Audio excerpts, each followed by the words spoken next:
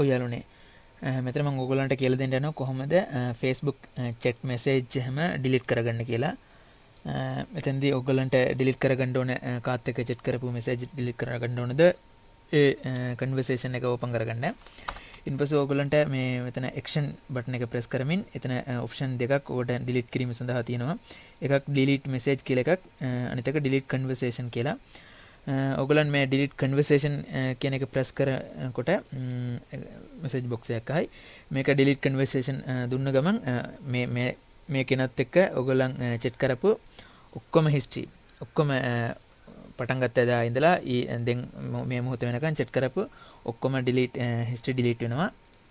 ඒ වගේම ඕගොල්ලන්ට සමහර එක message එකක් ඔක්කොම නැතුව එකක් දෙකක් delete කරගන්න ඕන. ඔයගොල්ලන්ට යන්න පුළුවන් delete message කියන option එකට.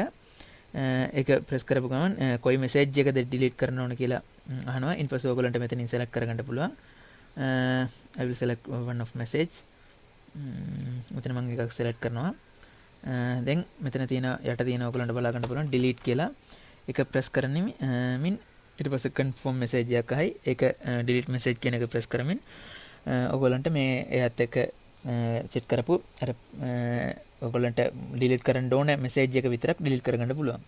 එහෙමයි මේ Facebook history එක delete කරගන්නේ. Okay, thank you යාළුවනේ.